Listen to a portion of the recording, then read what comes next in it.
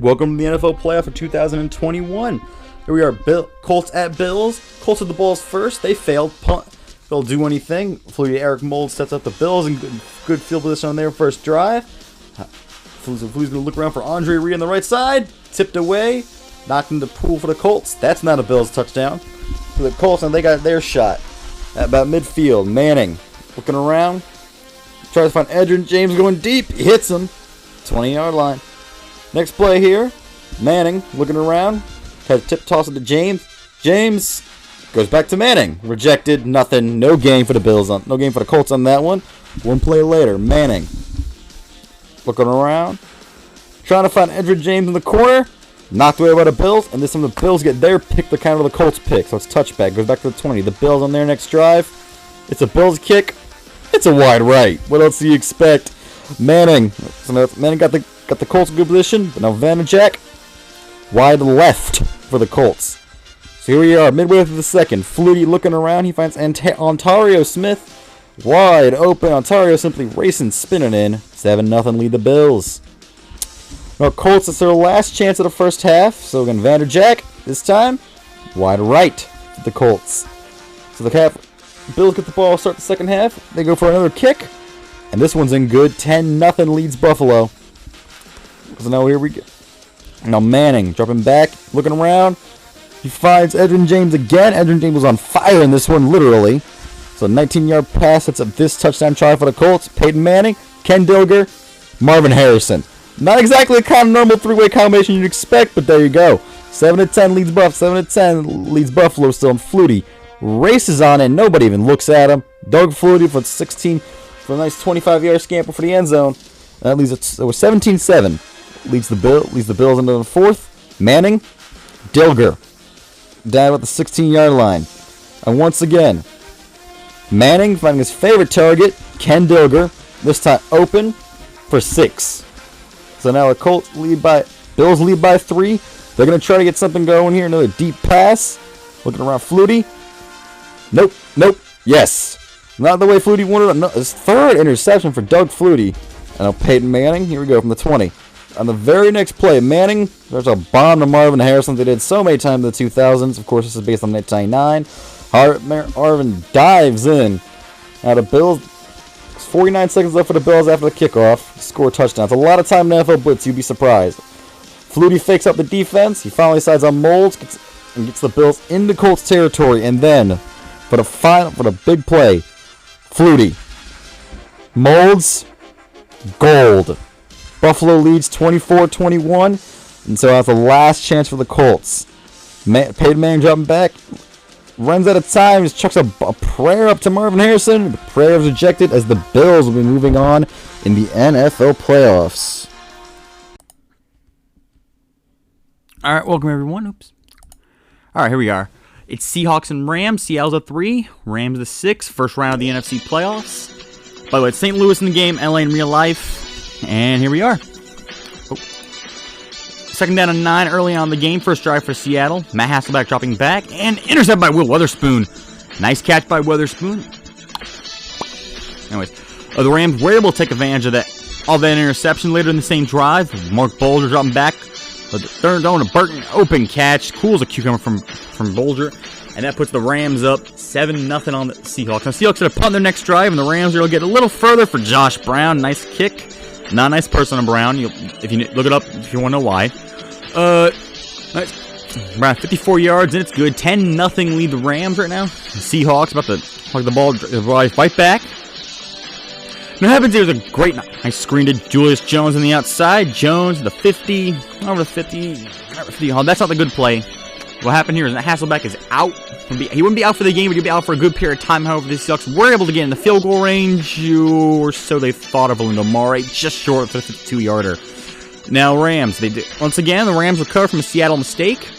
The Seahawks, a handoff to Steven Jackson on 31, breaks through some tackling. All the Seahawks defenders whiff. Now Steven Jackson waltzes into the end zone on that one. And again, Seattle. This time in third quarter, looking for right in Murray's range, make it a 17-3 game. Still a lot for the Seahawks to overcome, but not impossible. And now Jackson dropping. Now it's Bolger time. Bolger from the inside of the Ram zone. side of the field. Pitches that out for on the screen to Steven Jackson. Beautiful blocking by the Rams offensive players. And simple with a foot race on the 20, then the 15. That's as far as Steven Jackson can get. Another kick. That brings another kick for Josh Brown, making it a 20-3 game for Seattle. Not a lot of progress here for Seahawks. On the Seattle's ensuing drive, halfway through the fourth quarter, Hasselbeck. He's looking around, finding a shot. Second down and 11. Hasselbeck dropping back. He throws it immediately to Taylor on the slot. Taylor runs to the outside, gets a touchdown, gives the Seahawks some life here to make it a 20-10 game advantage. However, still advantage of the Rams. The Seahawks gotta try the onside. Mare, not Mare enough. Foster covered that onside kick, and now with about 2 minutes, about a minute and a half in the game later, Bolt on second down and 8. Bolger knows exactly what to do. Drops back, calm drop back. Throws in a random McMichael on the sideline.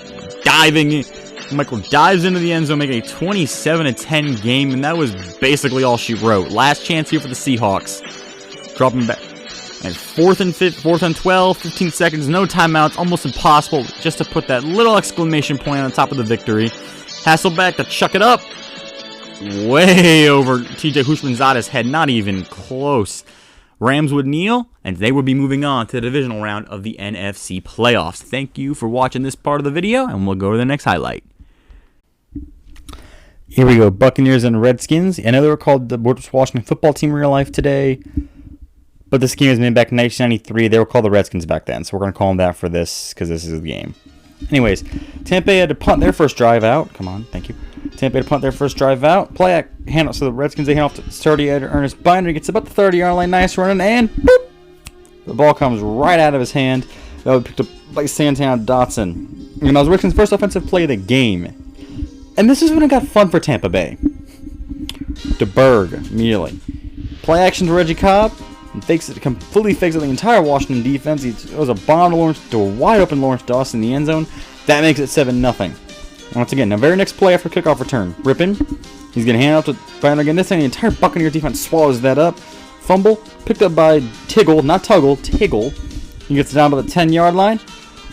And one play later, Tampa Bay knew exactly how to make Washington pay. But again, DeBerg, this time operating out of the shotgun. To Steve DeBerg, the old vet, dropping back. Looking around.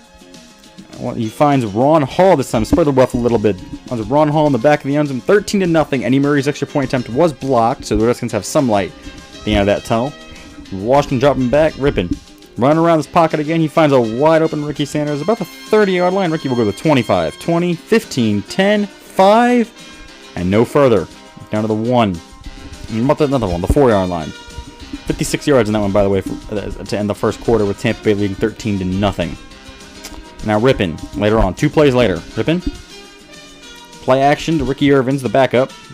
He throws right to McGee, the tight end, the sturdy tight end in the end zone. The first point of the day for Washington, 7-13, lead them. Now, 3 minutes to go in the second quarter. First down and 10. Again, first play later on in the drive.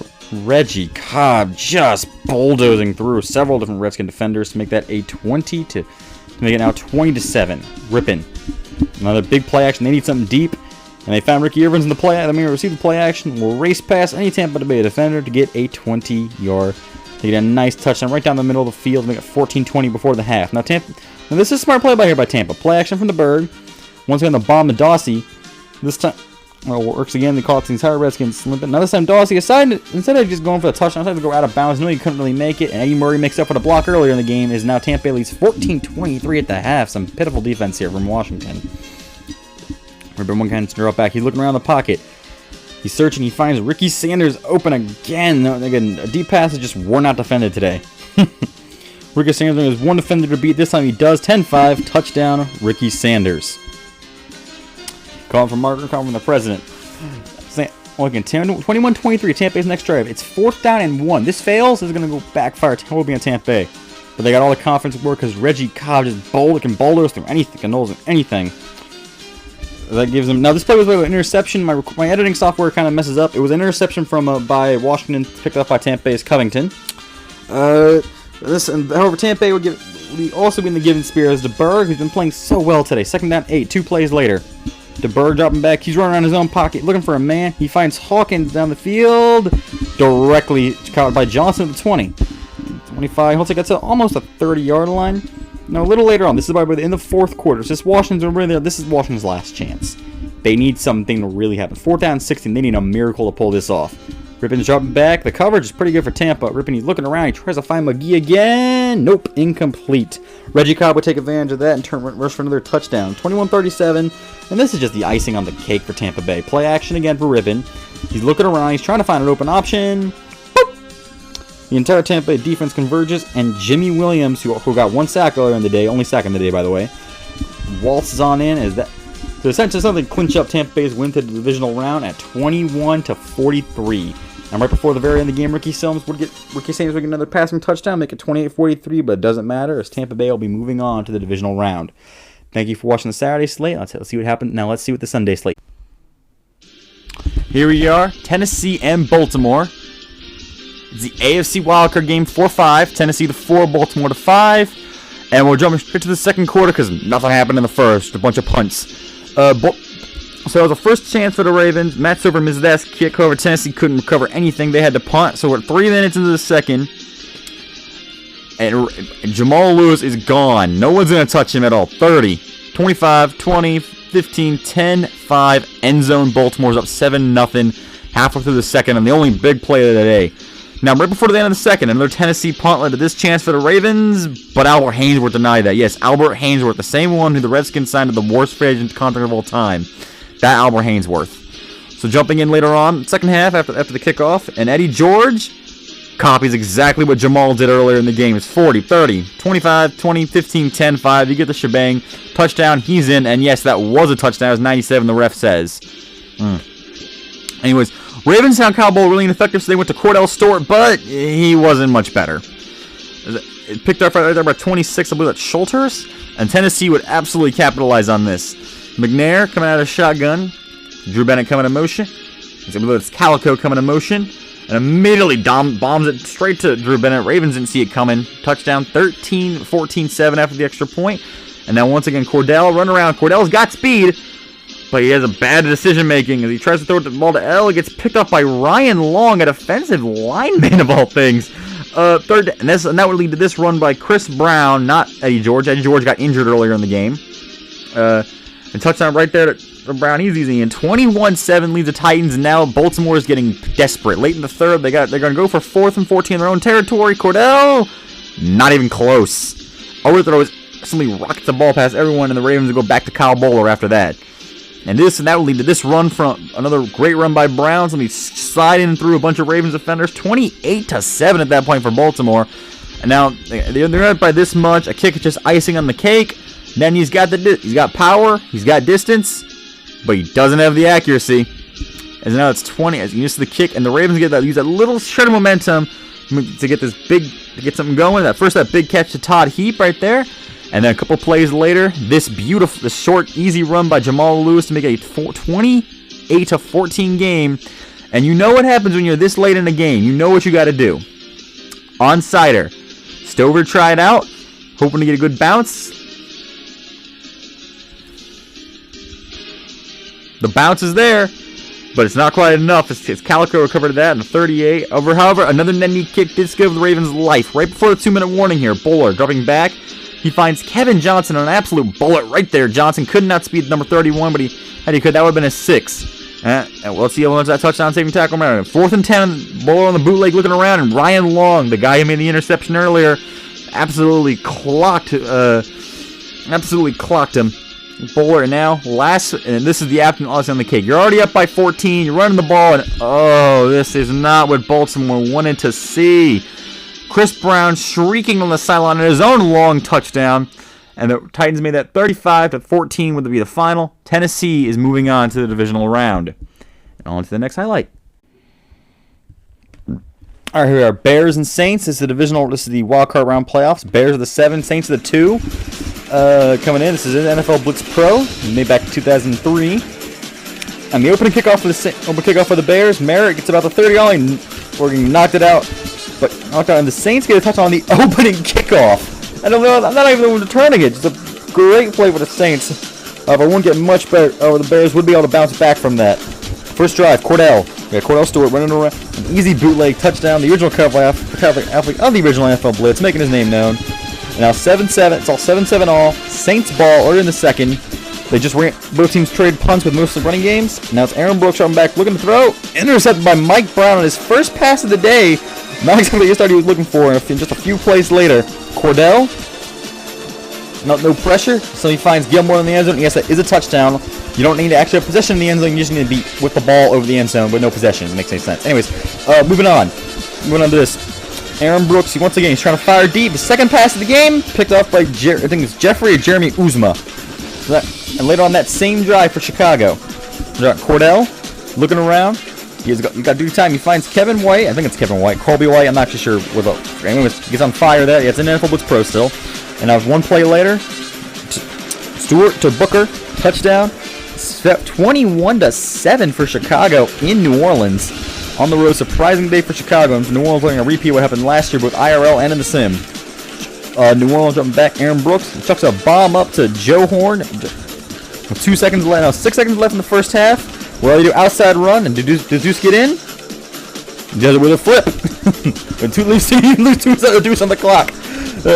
Anyways, 21-14. Now Chicago ball midway through the third after the Saints cut the punt.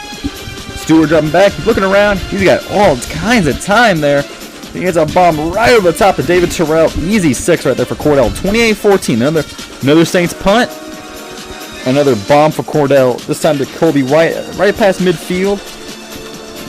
No, they had 28-14. A few plays later, right about the end of the third quarter, from the 23. Cordell jumping back. Looking around. He's got, once again, beautiful blocking, beautiful passing. This is going to be a great game for Cordell to Marty Booker. Anyway, next play. Final play of the third. Cordell. The pitch out to Anthony Thomas. Thomas will stride on in for that one, make it a 35-14 lead for the Saints. And third lead for the Bears on top of the Saints. Now again, New Orleans. Not a lot of time left for the Saints to operate. They got about 2 minutes, 21 points. It's not impossible, but it's highly improbable. And that just made it a whole lot more improbable right there. As Aaron Brooks is intercepted by R.W. McQuarters, who brings back about 17. Now the Saints defense was able to lift up the Bears offense in the ensuing drive. And they were even making this nice play, and this time Morris tipped it. Dante Stallworth caught it with that superior speed. Now it's time for John Carney to try an onside-er. Does he even get... And he does even get close to the pile. 50 seconds ago. No fumble cause right there. I believe it was Mike Green. Somebody walked that one out. And the final dagger in the heart for the Saints. Kick up good. Final score 38-21. The Bears win, and they will travel to Green Bay for the divisional playoffs, which means LA and Tampa Bay will clash in Florida. Thank you for watching the end of the second to last game of the wild card round. Next up, Steelers and Browns. Welcome everyone to the last match of the wild card round. It's AFC 6 vs 3, Browns and Steelers. Here we go from Pittsburgh. For opening kickoff for the Browns. This time going to Mays. An easy 1 block, 1 poor tackle, 2 missed tackle. Guy in the floor. He's off. Easy 6 for, I want to say, I'm tempted to say Jermaine Mays, I think. Either way. Pittsburgh. Browns had a punt. Pittsburgh had a punt. Browns had a punt the second time. Tommy Maddox looking around. Finds an option. And open Anton Antelope, who's surprising. But a green grass here, which just barely pulled down. I believe that's McCutcheon 21 for the Browns. 2 plays later. 1 play later, Maddox. Play action to Jerome Bettis. He sees an option in the end zone. Easy pitch and catch right there. Right over the top. Now it's 14-0 Pittsburgh very easily. The Browns, however, they weren't done. They had a lot of fighting on David. So takes this short patch for a bomb. Outspeeds this Pittsburgh defender. Now it's 7-14 leading with the Steelers leading. 3rd and 14 here. Maddox. Drum back. He's looking for some options. He's a play it safe short of the line. Safe ain't good enough though for Jameson as he outspeeds Amos Zaraway to the end zone. 40, 30, 20, 15, 10, 5, end zone. Another big play right there for Cleveland. This is a game filled with big plays to tie it all up. Now the Steelers steal the ball off the kickoff return. Get down to about the 10-yard line, get in the red zone. About a minute to go in the half. Go opportunity to take a nice lead to go into the break and intercepted by Henry right there for a touchback. 1 play after 2 incompletions, Cleveland will make them pay. Shotgun. Tim Couch, the high snap. There's a man right down the middle. No one was deep in the middle for Pittsburgh. Dennis Northcutt could, once again, just streak past everybody for an easy scamper. No one going deep. There's 21-14 led Cleveland. And 2 seconds on the final play of the first half after a nice stop on defense and a quick plays on offense. Phil Dawson in from midfield. 24-14 led Cleveland at the end of the half. Cleveland got the ball after the kickoff and, well, failed to get any ground going. So they had a punt. Gardaki punted away to number 20, right, to Antoine Randall. And Antoine Randall didn't have a field. He had an entire farm to run through. No one was going to touch that. No one was even thinking of touching that man. Easy 6 there. 24-21. Cleveland has to respond right after the kickoff. After they get the kickoff back. Tim Couch dropping back.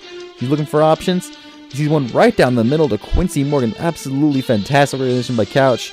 Now, a few plays later, Couch, trying to go back to Morgan.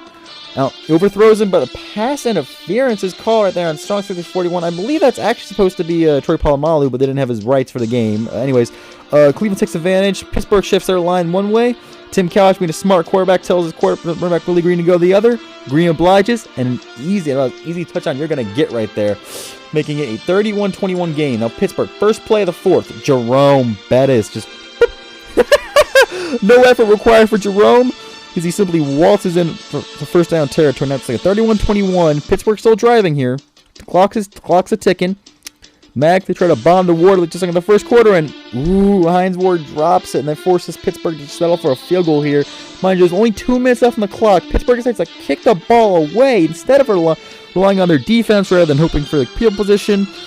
And on the pivotal 3rd and 1 with only 1 timeout remaining, so basically no last chance, Willie Green, first down, that would finish it.